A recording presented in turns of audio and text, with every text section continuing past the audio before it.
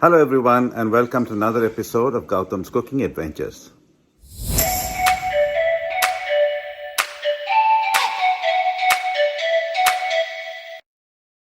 In this episode, we'll walk you through the steps to make Luchi and Aloor Torkari. Now, this is basically a Bengali form of puri and an aloo recipe. Luchi is basically made with all-purpose flour, which gives it its characteristic white look, unlike a puri which is made with wheat and therefore it has a slightly browner look. It's very popular in Bengali, Assamese, Maithili and Oriya cuisine. These were traditionally fried in ghee, which gave it a very rich flavor, but these days vegetable oil is used because it's both cheaper and still gives it a good taste. Now it's traditionally served with aloo or side dish like an Aloor Dum or Aloor Torkari. A Torkari basically means any vegetable dish in Bengali, and it can be either in a curry or a drier format. Today we are going to make the Aloor Torkari in a relatively drier format. Now Bengali cooking is rich in its vegetable dishes, each with its own unique taste and flavors. This dish is made with very minimal spices and makes for a very uniquely tasting and fulfilling meal. A combination of luchi and torkari is a delightful mix of simple flavors that will keep you asking for more. Now we've broken the ingredients down into two parts. One is the luchi ingredients and then the other one is torkari ingredients. As always, you will find a copy of the ingredients list in the description below this video. Please like this channel, subscribe to it, and click on the bell icon to be notified all future episodes. Thank you. For purposes of making this video easier, we will break this up into two parts. One making the Aloo Torkari, second one is making the luchi itself. Now, for making the Aloo Torkari, it again requires two portions. One is preparing the spices in advance and then cooking the aloo to make the torkari with these spices. Now the spice itself is divided into two specific portions, a dry spice mix and a wet spice mix. Now while we're making the dry spice, we're actually going to make a little extra so that we can keep it for later. So we're using 1 teaspoon of each of these ingredients, but if you wanted to not keep anything extra and you only wanted specific for this cooking, for the amount of aloo that we have talked about, just take a 1/4 teaspoon of each. So the first ingredient is coriander powder. The next will be red chili powder.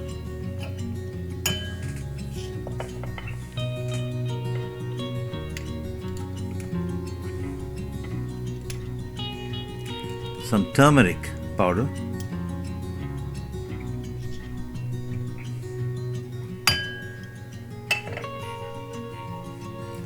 garam masala,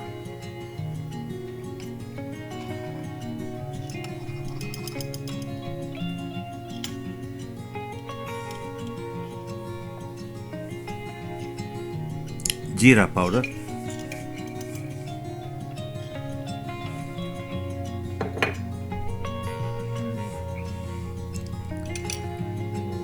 and kala namak. The kala namak is also known as the Himalayan black salt.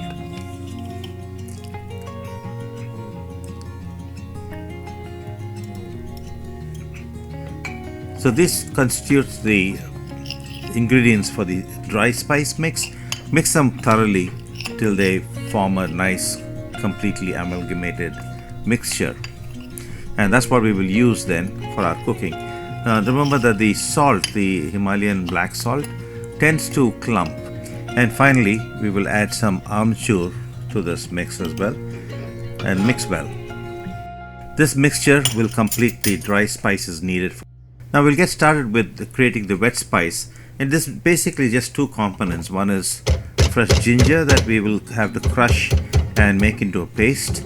Now you could do it the way we're doing it now with a mortar and pestle, or you could do it on a regular stone grinding, or you could potentially just put it into a mixie and just grind it all up together. We just want to make it, without adding any extra water to this, just using the liquid that's within the ingredients itself, the chili and the garlic. Once done, this is the consistency that you should get. Now that we have the spices ready, we can start making the aloo and the complete torkari itself. So initially we're going to take a nice wok or kadai, and this we're going to put in approximately 2 tablespoons of mustard oil. Let this mustard oil heat nicely, come to a nice hot temperature before we start adding the rest of the ingredients. Now that the oil has become hot, we're now going to first start by adding what's called panchpuran. Panchpuran is basically 5 spices, very typical for Bengali cooking. It's used very often in that. And we're just going to take a teaspoon and little more than that, maybe a teaspoon and a quarter, that we will put in this and cook it in the hot oil for just a few seconds till it releases out its the aroma from the various spices. Like I said, it's 5 spices and includes some of the aromatic spices such as sof, and there's jeera, and there's a bunch of other things in there. But once you start getting the smell of the aromas of all these spices being released, at that point in time we're going to add the cut potatoes and start cooking these in the hot oil.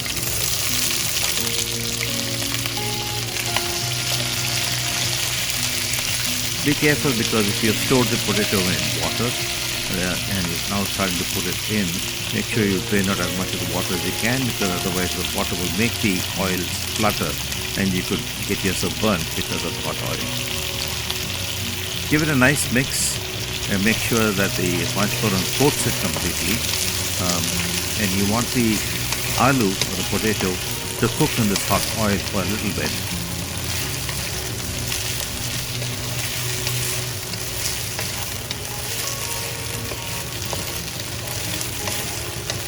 So basically what it does is it forms a coating all around it, and it slightly sears the potato on the outside, allowing it to kind of maintain its shape as the potato cooks.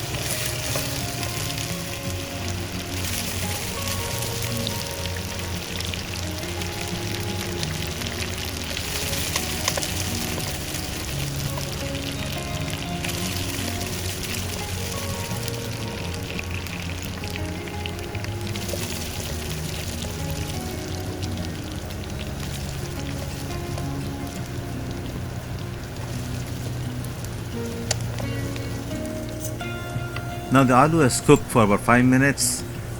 It's got a slight coating, it's starting to brown slightly. At this point of time is when we would add the dry spice mix and the wet spice mix to it.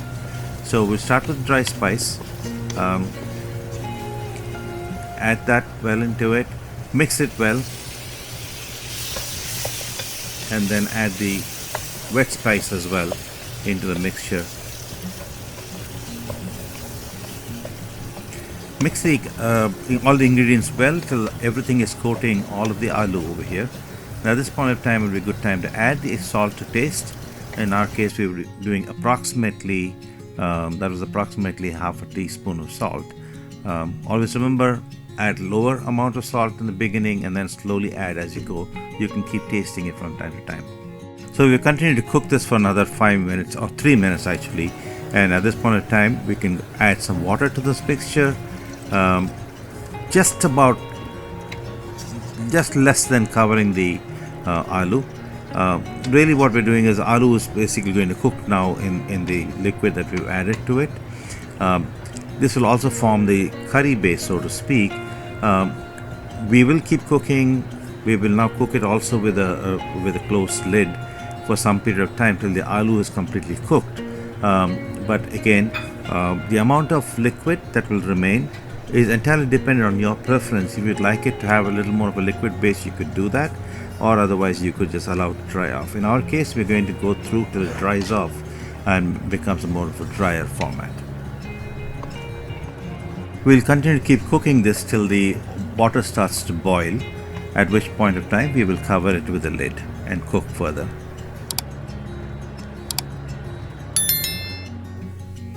So now that the liquid has started to boil, we're going to put the lid on. We're now going to cook this till the aloo has nicely boiled and cooked in the liquid. We will continue cooking this with a closed lid for about 12 minutes. In this case we've used red potatoes, which takes a little longer to cook, but if you're using an Idaho potato which cooks faster, you might want to reduce the timing. But what you really want to do is check on the potato from time to time to see how well it's cooked. Also mixing it well so it doesn't catch. That way you can ensure that your potato is cooked right. So depending on the kind of potato you use, the time may change from 12 minutes to even as low as 7 to 8 minutes.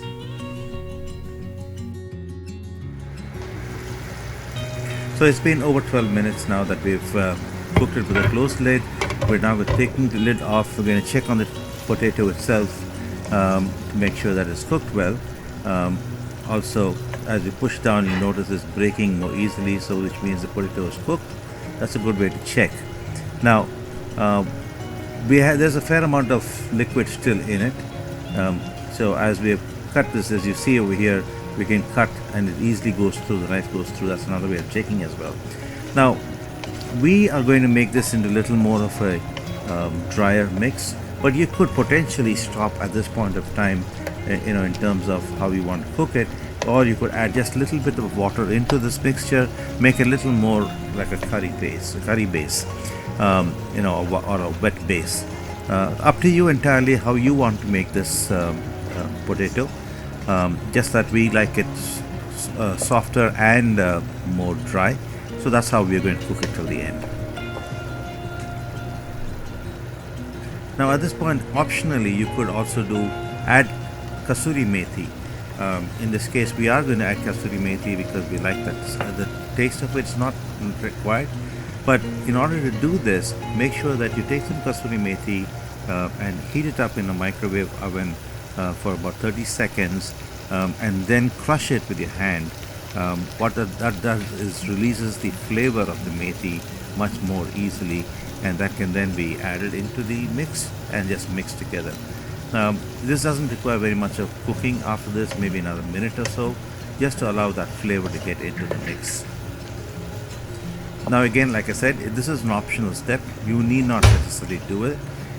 We just like the taste of the kasuri methi.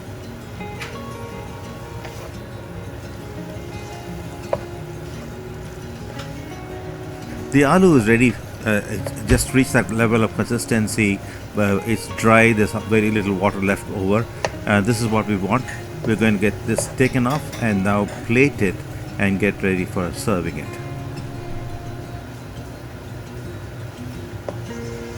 And so now that the potato is ready, we can now get down to making the luchi itself, and we'll take you through the steps to do that. As you see, we've plated the aloo. We've now garnished it with some freshly cut cilantro, and that's ready. Making the luchi consists of 3 steps: kneading the dough, rolling out the luchi, and frying the luchi in oil to complete that. To make the dough, you're going to need 1/4 cup of wheat flour, 1 cup of all-purpose flour, some oil, salt to taste, and some water to help knead it all together. So in a bowl, we've taken the wheat flour, the all-purpose flour, put them in, and now we're going to start mixing it with oil, water, and salt, and knead it together to make it a nice dough. So now in this mixture of the 2 flours, we're going to add salt to taste and mix that in nicely into that dough. We want salt to be completely mixed into it. Now we're adding the 2 tablespoons of vegetable oil into this, and we're going to start mixing this. Now mixing the dough is a very crucial part of this whole making of the luchi process. How well the dough is made will ultimately result in how well the luchi comes out. So this is a key portion of it, making sure that as we knead the dough and the oil into it, we kind of mix it into it.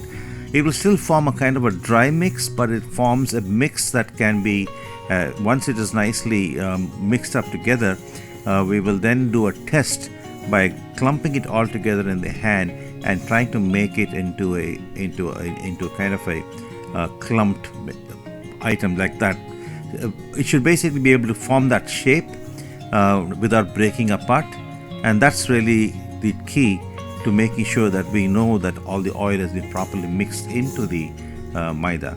So this is important. Make sure that you're doing that, and there should be no clumps, of course, left over. Now at this point of time, we can start adding the water. Remember, we need to add this in small quantities. So right now we just added half a cup. We're going to start mixing it together. Now the reason we do this in small bits and pieces is because we don't want to add too much water, because then it will be more difficult to mix it. But also we don't want it to become too watery. We want at the end of the day to get a nice soft dough, but it should still be a good consistent dough, not too watery. Too much water will make it difficult to roll out the dough to make the luchis. So it's important we do it in small quantities. Now we're going to add a second half cup of water at this point of time. As you can notice now, the dough is starting to come into shape, but there's still some amount of the flour on the side. So we will continue to keep kneading it, constantly shaping it, turning it around. We're going to add just a little bit more water because we need that little more softness in the dough. So just a little over the 1 cup. Keep kneading the dough, making sure that you're consistently taking away all of the flour from the sides, and you should reach a point where you get a nice ball, and that ball should then be easy to manipulate. It should be pliable, yet at the same time it should make a nice consistent shape. Push down, that's how you want it to be soft, but it doesn't break up. Now notice at this point of time the hands are clean, the side of the dish is clean, and that's exactly how you want it to be. Once you reach that level of consistency, what we're going to do is convert this into a ball by just folding it over and making a nice ball and keeping it in the dish, covering it and allowing it to set for about half an hour. This allows the dough to ferment. Now that the dough has been made, we can now start making the luchis. It's been about 45 minutes since we set this to ferment. You can notice that it has grown a little bit in size because the fermentation process is just bloated. It introduces air into it, and now it's ready to start rolling out. We've taken the dough, and what we're going to do now is give it a slight quick knead, and then start taking out portions that we are going to use to roll out. So basically, just the size of portions that you require to roll out, just like you would do a chapati or a puri. So as you will see, we are making out just small bits that we have taken out as portions that we are going to now roll into the luchi. Each of these will then be just rolled into little balls, and then once these balls are ready, we're going to start rolling them out into the luchi. And for that process, what we're really going to do is take each of these balls, flatten them just slightly, dip them in a little bit of all-purpose flour, and then using a rolling pin, roll it out just like you would do a chapati or a puri. You want to make sure that you don't want them too thick. You want them to be thin enough where they're not too thin, because if they're too thick, what will happen is that the luchis will not completely bloom out, and they will become a little more hard to eat. If they're too thin, then obviously they'll crisp too much. So you want to get that level of thickness that will just be right. And we'll show it to you as we are finishing each of these luchis, as we are rolling them out. We just rolled out this luchi, and you can now see how it feels. It's not too thick, not too thin, just right, and that's how we want each of these luchis to be rolled out. Now that we have the luchis ready, we are going to start the next process of frying the luchis itself. For this, take some oil, heat it in a nice kadai, and once the oil is nice and hot, take the luchis that we have created now and just drop it into the hot oil. Use a spoon to ensure that it's fully submerged in the oil, and allow the oil to, as it cooks the luchi, it starts to blister.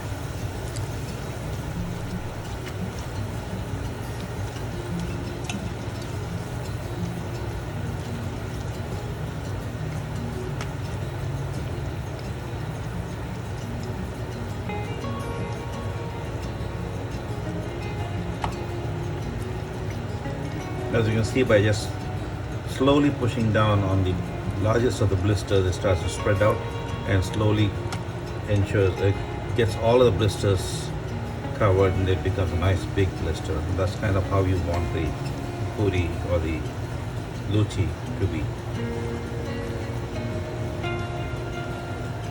Now when you cook both sides, start with one side first. Once the blister is ready, turn it over for just a few seconds and it should be done. Drain out the oil and then just transfer it over to another container with some paper lining so it can drain out excess oil. Once you have the luchis ready, just plate them as shown over here. As you see it, you have luchi and aloo torkari, and that's ready to eat. I hope you enjoyed watching this. We hope you enjoyed watching this video. Look forward to any suggestions or comments from you, and please do keep supporting us. Thank you for watching. Please don't forget to subscribe to our channel, click the like button, and do press the bell icon so that you can be notified of all our future episodes. Thank you so much for watching. Goodbye.